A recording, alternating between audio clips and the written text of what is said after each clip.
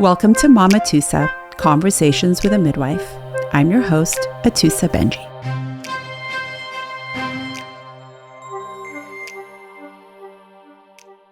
A quick note before today's episode. This show talks about birth, life, death, and all the complexities in between.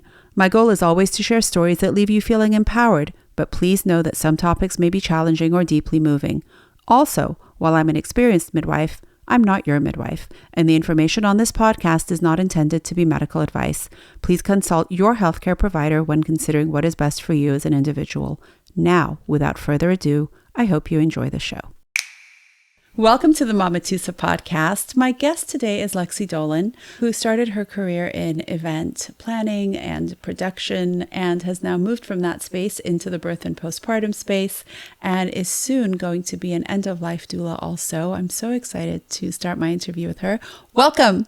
I'm so happy to have you, my Lexie. You and I met was about a year ago, I think. 2 years ago? A little over a year ago. A little over a year ago. And you came into my birth doula training. Mm-hmm. And I remember exactly where you sat. And I remember feeling your energy from across the room. And one of the first questions that we ask as a warm-up is, tell me why you're here. Why are you sitting in my birth doula training? To which you said? I'm not sure if I can remember my answer. Probably to learn more about my body, learn more about a woman's experience I started it thinking I just wanted to keep this information in my back pocket. I had no idea that I actually wanted to get into this as a career.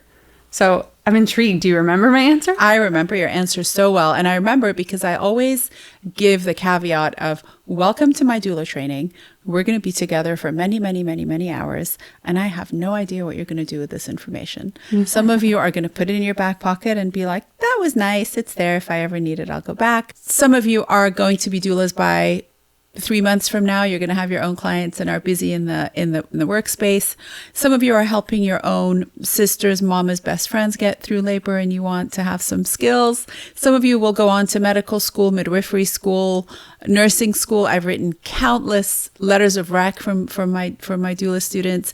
What struck me about your response that day was your experience with your sister and how that had moved you to think a lot about motherhood and the way that mothers and babies are treated, and your mother's experience leaving the hospital with a newborn. Can you tell me a little bit about that? Well, I'm glad I led with honesty in the new room. I guess I just let it all out. I had a sister, her name is Emily, who passed away when I was about 2.5. She was about 5 years old. And she was born with a rare chromosomal disorder, trisomy 3p3q negative, I believe. And it just means the tiniest bit on her third chromosome is in the wrong place. And as a result, she ate from a feeding tube. She was physically completely dependent on care. She immobile herself, nonverbal, really wasn't supposed to live many days out of the hospital. And my parents found out, I think maybe when she was 5 months in utero, just because she wasn't hitting growth markers.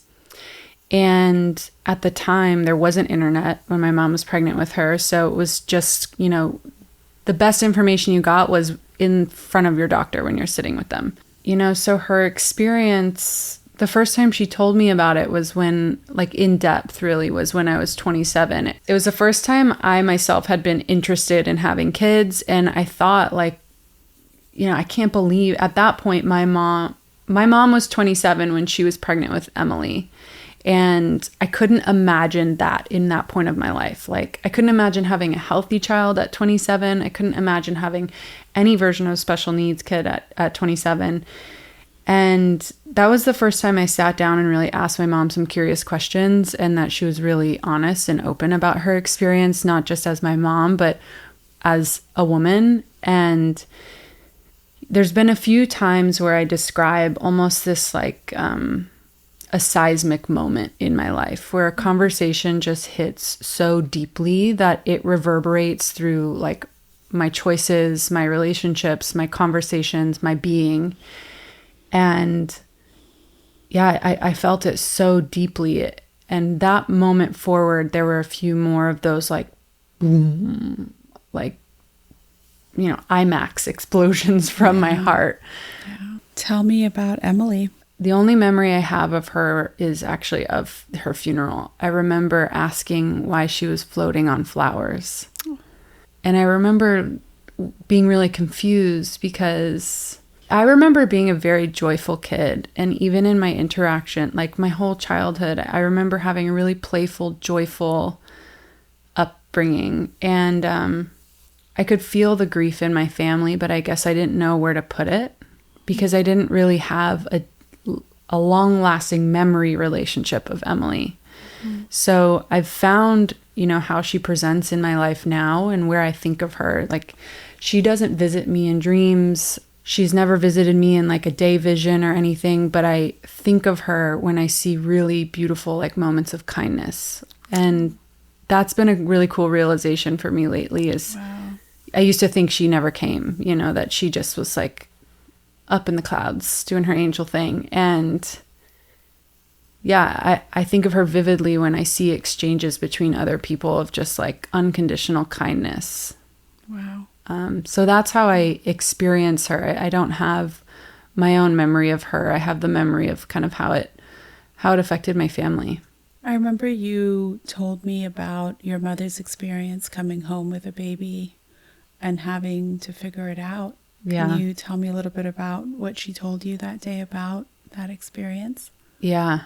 She detailed it as like there was maybe 1 in 50 cases, I think, of trisomy at that point, and no internet, again, no access to real like research available to it. So she basically said they like, handed Emily back and gave her the signs of like, these are the signs that Emily is dying.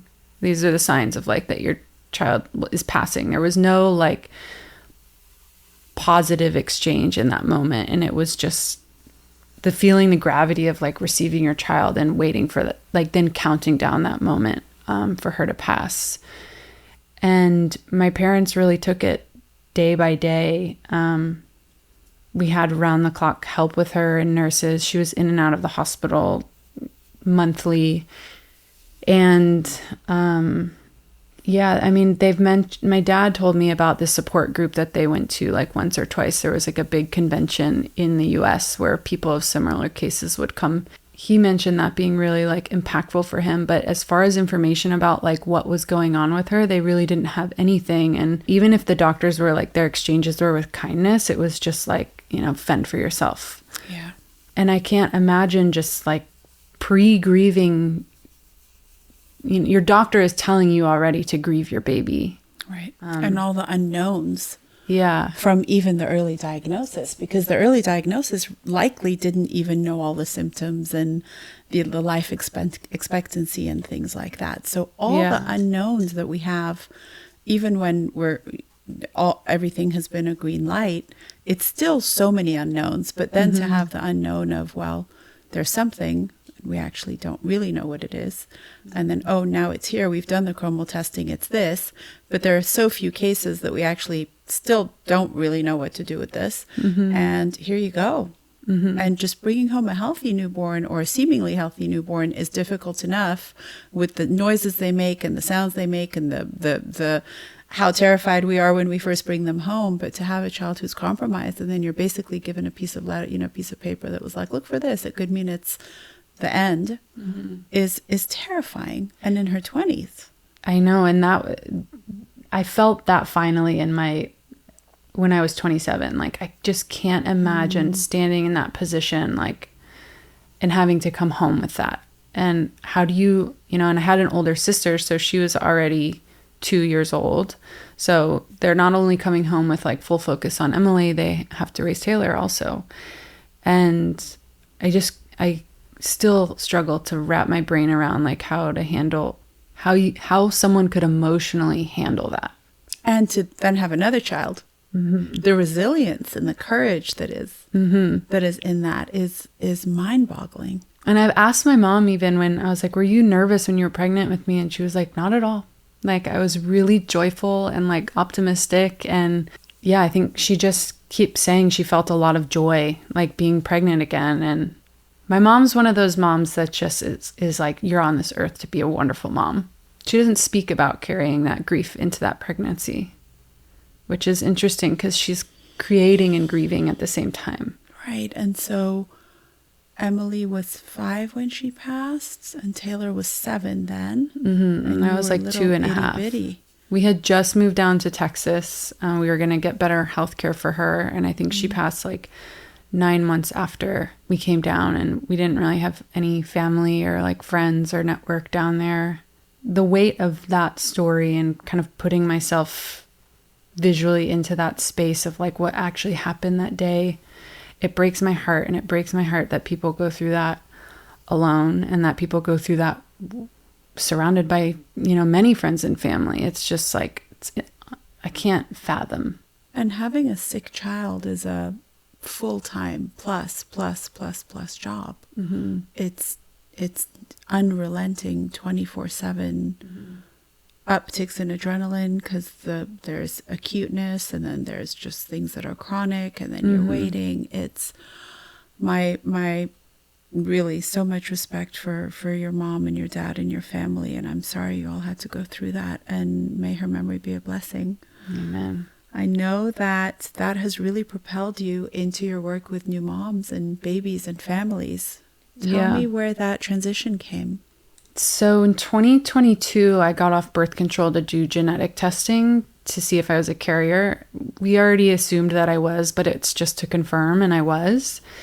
And it was around the same time when I was really starting to think about myself as not just like a girl growing up in her 20s. It's like, oh, like at that point, like God willing, I'm going to have a husband. I want children. Like, and changing that lens inward was a really like beautiful, and it has been and will be a forever journey for me. I don't know that there's like an end goal in this, career change and exploration through birth work, because the more I learn, the more I like unfold into this new version of me, and it's deeper and deeper and deeper. So I did the genetic testing in 2022, and I decided to stay off birth control. And about a year later, I started having really difficult period symptoms, like can't leave the house for the first day, with everything, vomiting, diarrhea, horrible cramps, just like want to chop the bottom half of my body off because it's just aching so bad. Monthly, yeah. And I really started living in this cycle of like preparing myself for that next 30 days. Like, once I'm in the clear, it's like, okay, 29 more days. Like I got to get my life in order before that hits again. Yeah. I started working with a functional medicine doctor, and she really helped heal my idea of the menstrual cycle in general. At that point, I grew up in Texas, and I feel a lot of the education was like, you're on your period. Don't tell anybody. Here's a bag. Don't look inside until you're home. And then like you're supposed to just start your period and then know what to do and not tell anybody because it's like dirty, or, it's not ladylike to talk about it out loud. And that wasn't really in my family, but just I feel like the energy in South Texas. Yeah, like period etiquette. Yeah, a lot of etiquette. Mm-hmm. And so I realized I had a lot of shame about period. Like I couldn't say the word period out loud, even to my partner at the time. We were together for like 3 years. I would just be like, it's that time. And then I'm like, I'm a grown woman. I can't say the word period. Right. So when I was working with that functional medicine doctor, she really helped me like teach it in such a beautiful way of like how intelligent our bodies are, and how our hormones are constantly working for and with each other and flowing through our body. And it's dependent on the nourishment, and it's dependent on our energy. It's dependent on our activity and our stress. And it just like, that was another seismic moment where I was like, oh my gosh, like I had an eating disorder in high school, and like, I feel like I was in a block of like punishing myself when I was growing up from that. So it was just restrictive then, quiet about my period. And then I'm coming into this time of womanhood where it's like, I love my body. And it was so refreshing and so healing to like have that conversation. So long-winded way to say, I kept just learning more and more about my body, about how cool our bodies are. It's not just like, I'm a woman, I bleed, and then I'm a woman again. It was this like life force of creation, and blending that into like my spiritual journey too. It really brought me to the front door of a doula. I was on a flight and I started my period 5 minutes before I got on the flight from Miami to LA. So 6 hours. I was just sitting in the, like near the bathroom, like throwing up every 30 minutes, every 20 minutes. Oh my gosh. And I went into this deep meditation. I started like humming and like rocking myself like in the chair. I was like having almost an anxiety attack, and I was just like, and then all of a sudden it just like broke through the clouds, and it was like, become a doula. And I didn't even know what that word was. And so I just posted on my Instagram in like desperation, like, does anyone know what a doula is and where I can figure out how to be one? You had a straight spiritual download. Straight spiritual download. And it happens that way. I have had a few episodes in my life where I'm just, I call it my source voice. It's just spoken to me so clearly, like sternly as well. And so like, I need to follow.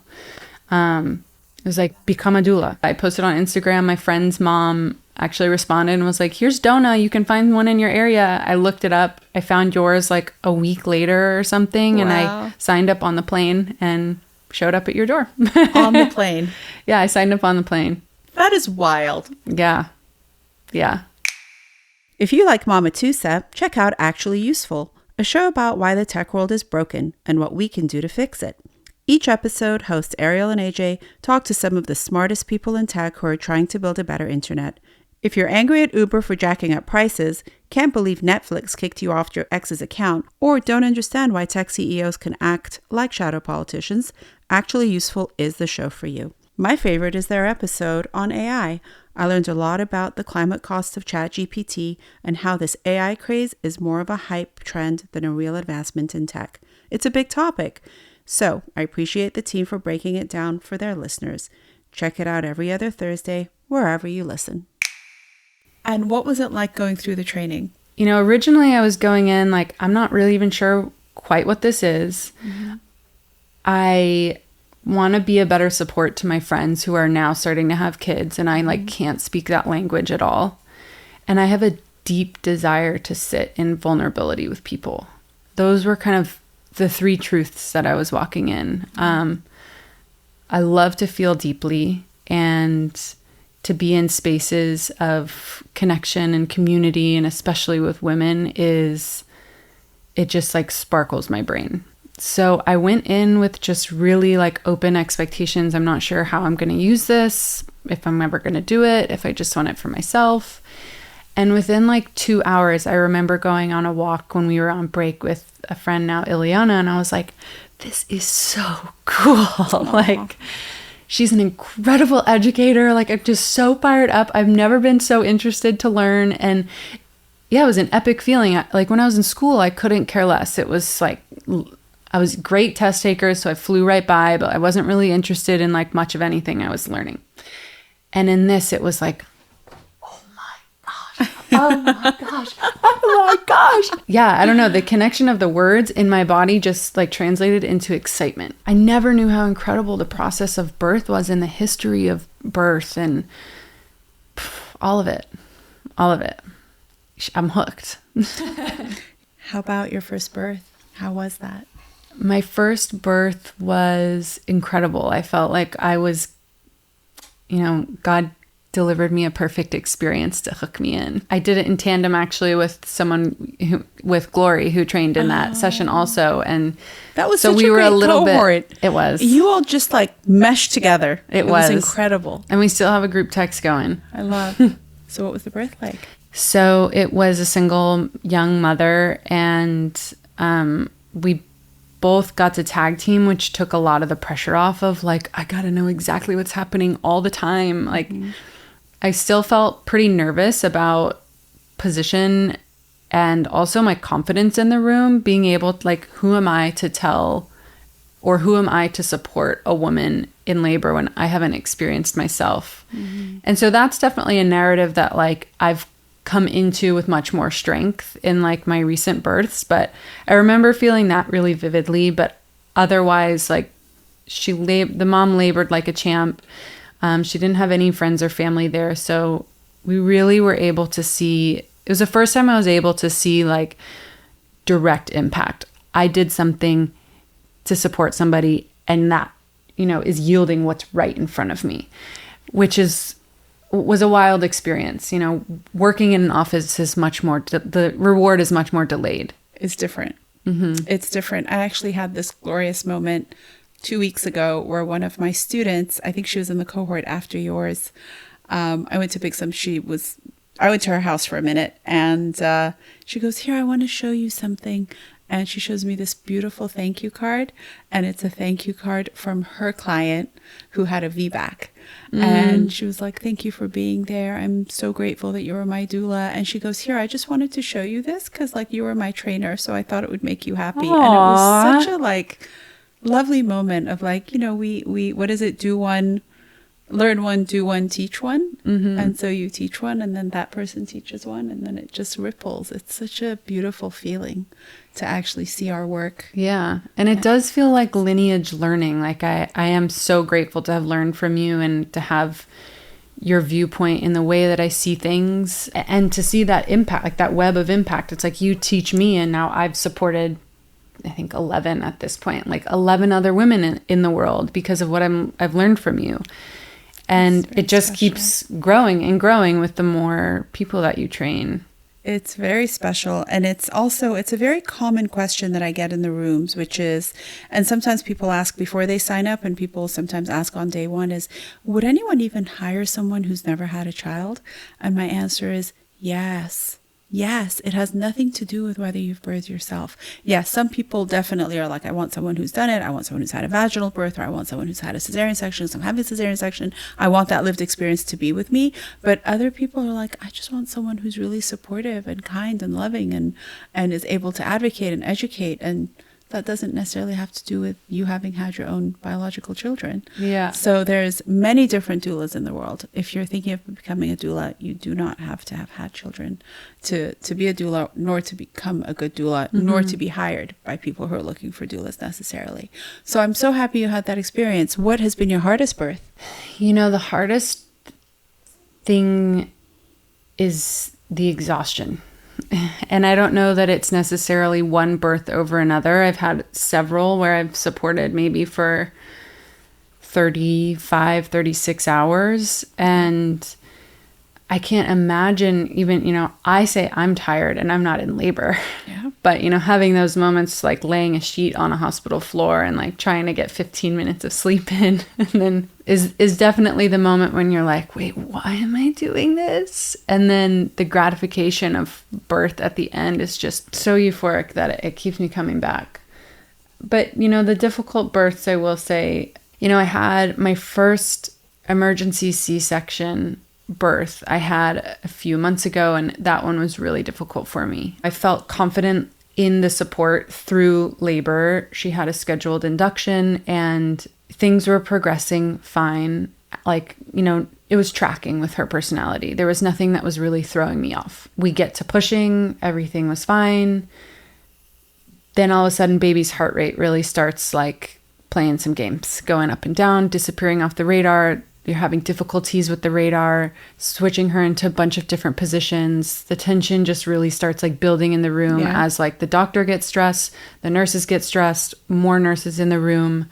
And the impact of that moment of how quickly it can go from, a lovely labor experience into, a medical emergency that they call, and how quickly that moment changes was really I got whiplash. It's almost like survivor's guilt, to witness somebody else go through something that I perceived as traumatic. And yeah, that just really, I feel I've processed it really well over the last few months. It's not quite hitting me like it was, but that moment of just helplessness that I can't do anything to make that moment better when someone's rushing into an OR. What was the client's perception when you went to the postpartum visit?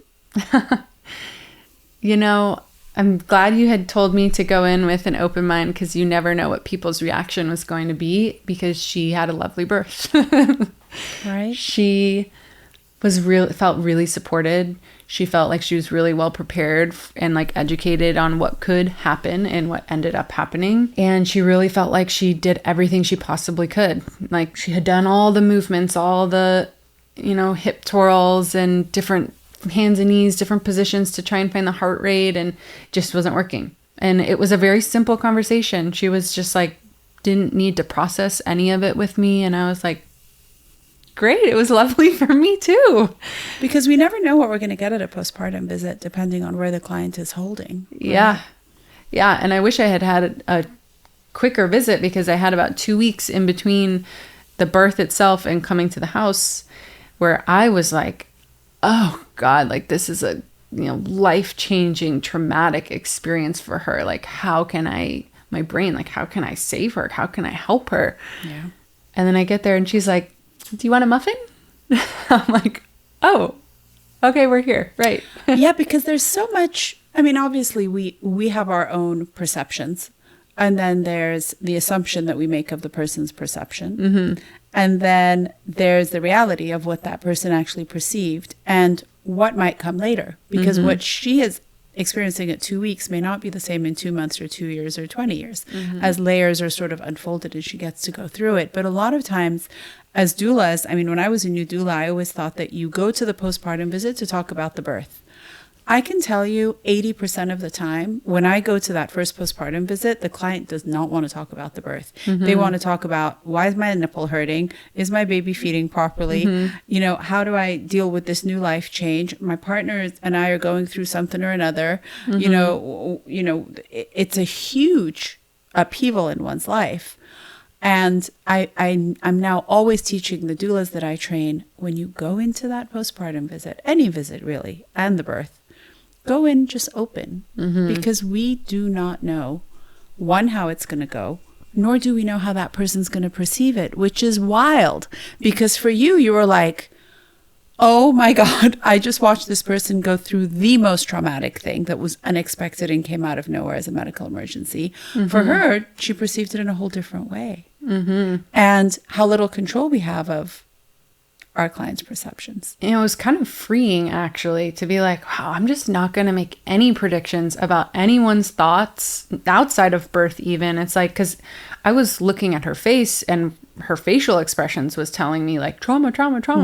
And, she said she had a lovely experience. And it's like, great. Like, I'm going to unchain myself from this like spiral of, well, what if she felt this, and what if and it's going to be this, and then later in her life she's going to feel this. It's like, no need. Yep. Unchained. Because I can't fix it anyways. Absolutely. You're also doing postpartum work. Tell me about that. Postpartum, I really focused on birth last year. So postpartum, I've only supported a couple of women in postpartum, more like in friends. So that's been really nice, more for my own learning. I don't know if postpartum work is something that I'll be doing like full time, but it feels like a really great blessing to have perspective on like how to support in that moment, because there are so many like nuances about the questions you can ask or don't ask, how you support and show up in someone's home or don't, like how to drop off a meal respectfully. And I really enjoyed kind of learning that from like a human behavior aspect. I love that. And to keep myself on remembering that like the first person I'm looking at is the mom. It's not walking in and saying, your baby is so cute. It's how are you doing? And like acknowledging and giving conversation to her and reflection to her. Yeah, I found a lot of purpose in that. So maybe I will have a stint of, or a period of postpartum work, but right now I'm hooked in birth. Yeah, that oxytocin keeps bringing us back. And how lovely if you're able to support people through the labor, through the pregnancy, through the labor, the delivery, and then the postpartum period. Because that's really like the creme de la creme of continuity of care, is just watching that whole transition. Yeah. And being able to be there for the full 6 to 12 week postpartum time is so powerful. I don't love the word death doula. I hear it used. I prefer end of life doula. I'm not sure. I mean, death is death. And in midwifery, we actually, because there's so much of a spiritual element to the work that we do. I was talking to a dear midwife friend yesterday, just lost a person in their life suddenly, and how the energy of a home after a birth is very similar to the energy after a death. Mm-hmm. And how even the vibration of, if you've ever been in the room where someone is about to transition and is dying, it has a very similar vibration as that of waiting for a baby to come into the world. And so the way I look at it, I know a lot of midwives and we speak about this, is birth and death are essentially like the same swinging door. The soul that's going out is the soul that's coming in. So it's like, which side of the door are we at? And how many similarities there are, because we come in, we don't know when we're going to come in. We don't know when we're going to go out. We don't know how we're going to come in. Are we going to come in abdominally? Are we going to come in vaginally? Are we going to come in on the freeway? Are we going to come in a scheduled hospital delivery? Are we going to die suddenly? Are we going to die after a long illness? Are we going to die unexpectedly? Like what? How? What? So much unknown. And where does that soul come from? And then where does it go? Like when you look at a baby that comes in and takes that first breath and you see that soul just come in and the color change and the lungs start working and you're like, oh, hello, where did you come from? But then when you look at someone who's passed and it's like, where did you go? Like, where is that light? And so I think they have a very similar vibration. And I know that there are some midwives who also do like end of life work, like they actually work in mortuaries where they bathe the dead and they clothe the dead and they partake in that ritual. I myself have never done it, but one of the midwives talks about how it's very similar to swaddling a newborn. It's just washing a newborn and swaddling a newborn. And it's that same delicate energy of, this is something way bigger than me, way bigger than me. What is drawing you to end of life work? Definitely the magic of the soul. I'm super fascinated about where do we come from and where do we go. I could talk about like esoteric topics all day long. Yep. For death doula support, I was there when my grandpa, I call him Dziadek, he's Polish. I was there when he passed away. And at the time, it was a really traumatic experience for me. I was in their home. It was something rather like unexpected. I had to give him CPR. And I just remember feeling really like unanchored in that moment. Like I was just like mourning like an animal over my Dziadek. And that experience like was a very vivid memory for me in my body, in my emotions, in my like family history, in like how I was able to see him for a long time. And it wasn't until I went in 2022, I went for my first ayahuasca ceremony. And in that ceremony, I was brought back to that moment when my Dziadek passed away. And he had me sit next to his soul, and his soul was narrating. I was like sitting in his body, looking back at me, giving him CPR. And he was re-narrating the experience, saying like, and at the same time, like I was feeling this like flood of DMT, like as he was getting closer and closer to passing and leaving his body. It was like a euphoric body feeling as he was saying, like, look at what I like. You see this moment as like so sad and so traumatic, but I saw this moment as like my granddaughter I love so much is like there with me, like honoring this last moment of my life. And I wasn't alone, and I was there, like Bupsha was in the room, and I can see so much love like pouring out of you into me. And that was like the last moment I got to have on earth. And then he passed in that vision, like he passed, and I went to the most beautiful place I've ever been, like ineffable. I can't put words to what the experience was, but that really opened my eyes to a life much bigger than me. And that it's not just you live, you die. I'm here for a good time. Let's raise a family. Then I get old and then I pass. It's like that there's something twinkling on both ends of this life.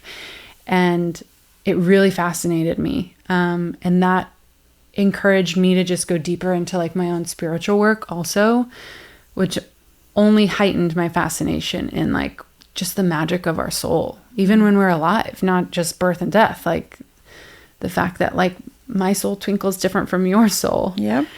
I didn't know at the time that a death doula was a thing. It's something I had only learned about in the last few years. And when I did, it was like, oh, I got to do that. Like when I'm ready, I got to do that. And it's just been in the same way I found doula work. Like it just lined up, like perfect weekend, perfect price, perfect time, perfect teacher. I see that job having so much honor, that like it's an honor to be with somebody in those last days, weeks, moments, seconds, that there was a whole lifetime before that moment of like the happiest days of their lives, the hardest days of their lives. And like now I'm sitting with them and like just witnessing them being. It fascinates me. And I also believe that it's my personal belief that babies decide who gets to be at their birthday. I really think they choose, because how many times do we think it's going to be in so-and-so place with so-and-so doctor or so-and-so midwife, and it's absolutely not that. Or we're the backup and we get to be at that birth and it's like the perfect place we're supposed to be. When people are passing, I think they choose who they want there also. I really believe it. And I think sometimes people birth on their own without anyone having time to show up, or it was planned for no one to show up. And I think that's how the baby wanted it. Like they just wanted that solo journey through. I think some people want that in their death too. I remember when my father-in-law died, he was quite sick the last few years of his life, and he had like 24/7 help. Like there was shifts of people who were helping the family, and it was a lot. But he ended up passing on Christmas Day during a shift change, like a 15-minute shift change, not even like hours and hours and hours, but like one caregiver left and one caregiver came, and he was like, I'm out and I don't want anybody here, which was actually very telling of his personality too. And I think sometimes you see birth and you're like, wow, that baby's personality is so similar to the way they came in. Or when people pass, it's so similar to the way, you know, they lived. Like their passing is similar to the way they lived, the same way that people labor the way that they live also. It's a very, very interesting phenomenon. What is the scope of practice of an end-of-life doula? Well, the training is in 2 sections. There's one that kind of addresses like the spirituality of how to hold energy in that kind of space and what's happening physically and energetically in that space, whether it's for the dying person or for the surrounding and supporting family. Right. And then the other half of that training is like understanding your rights, whether you're wanting to die at home or in a hospital, if you have advanced directives, what kind of care and medications you do or do not want to be using. And, you know, that I assume is going to be another one of those moments where it's like, oh my, there's just so much opportunity for choice that like is not given to us in like monumental birth moments. Or death, right? Yeah, huge. You know, it's just like if you float through the system, like you may or may not have a good experience. But I want to be a part of the conversation that gives people choice. You know, regardless of what they're choosing, that they know what they're choosing and that they feel comfortable and confident in that, whether birth or death. I'm really interested to go into end-of-life support the same way as doula support I don't have much of an understanding or background. I just know that I have a big desire, and I really want to be having those conversations with people.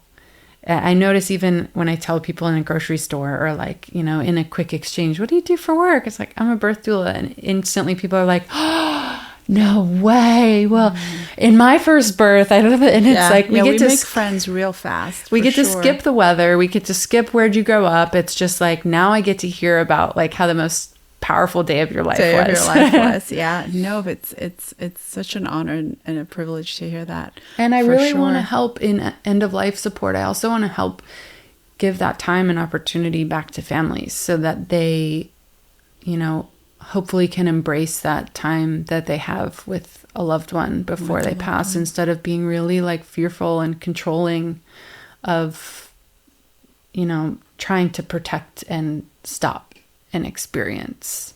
Much like we do with birth. Yeah. fearful and controlling, right? It's almost like what our society has developed as a way to work with birth and to work with death. I think that we have huge fear of both of them. Tell me about what it feels like to know that you are a carrier of the same chromosomal mutation that Emily had. What did that bring up for you?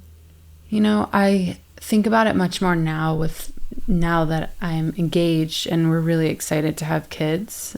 It's made me really think about, what choices would we make if that ends up being our reality. And I think about how, my mom says life is hard, but life is also so good.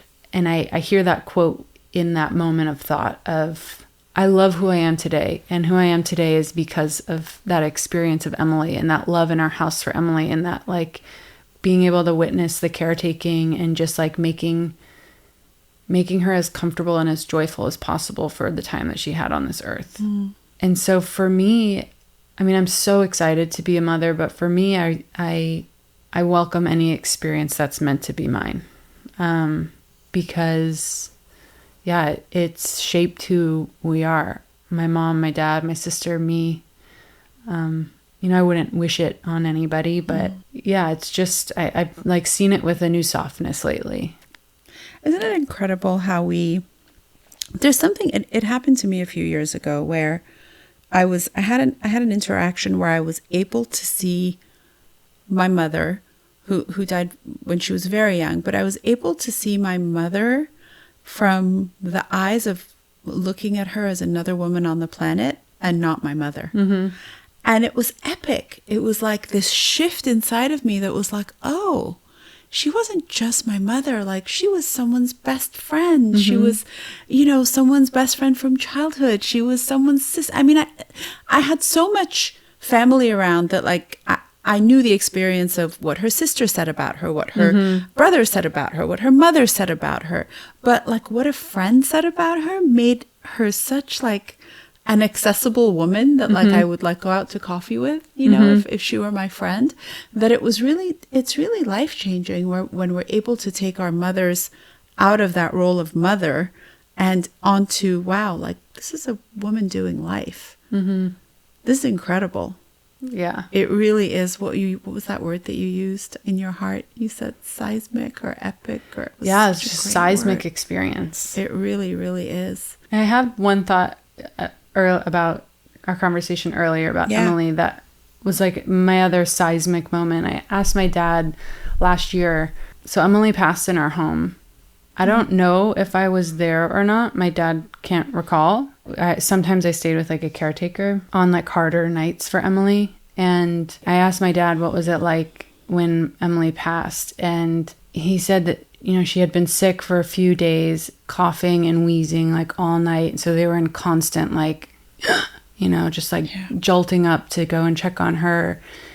And he said, I remember being in a point of exhaustion where we were so just limp with exhaustion, we couldn't get up. And that was the night that she had passed. And I said, what did you think when you went and you found Emily? And he said the first thought he had was just, I need to bring her to Katie.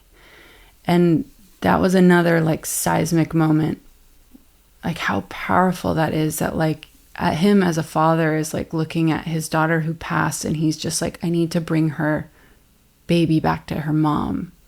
And that moment just really, I don't know what the emotion is. So powerful of the bond between women and their children, and the honor and respect of the husband of that relationship. It was so beautiful to me. It's just kind of tying in the question of why to become an end-of-life doula. It's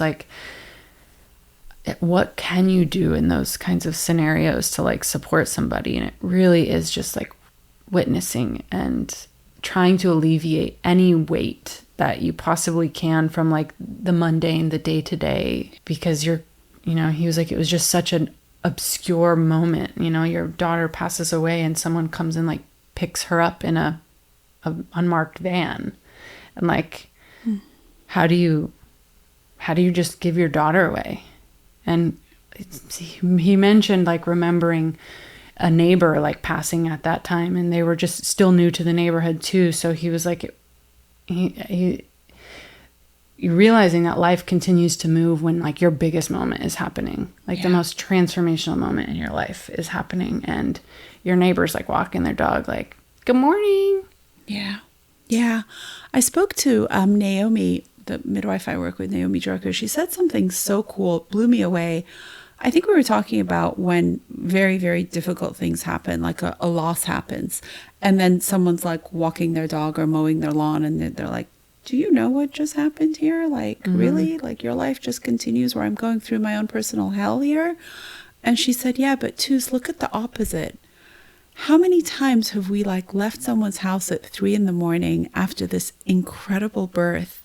And we're like, do you know what just happened here? Like, and you're just walking your dog. Like, do you know what we just experienced? Like, it's both of it, right? And she gave me that lens to look at it through, which Naomi often does. She's famous for doing that for me and for the world. She just gave me that lens, and I was like, wow, that's incredible. And when you speak about Emily passing and your father's instinct to give her back to her mom, even an untrained person, if they happen to catch a baby because a baby came quickly, what is the first thing they do? Give them to the mother. They hand the baby to the mother. There is no scenario in which someone is like, oh, let me cut the cord and give the baby a bath. Like, no one does that. We immediately give them to the mother. Oof. So what an amazing moment to end on, and to just hold the glory of Emily and the memory of Emily, which I think is just rippling through every cell of your body and guiding you. And I think you're incredible. I'm so excited to watch your journey, and I'm so honored that you gave me your time for this podcast. Thank you for having me. My pleasure. Thank you. Mama Tusa is hosted by me, Atusa Benji, and produced and edited by Josh Stretton Carlson. Our theme music is composed by Mehri Lalazarian. If you'd like to support the show, please follow and review us on Spotify and Apple, or subscribe and like us on YouTube. This show is for informational purposes only and is not intended to be medical advice. Always consult with your healthcare provider when making medical decisions. See you next Tuesday.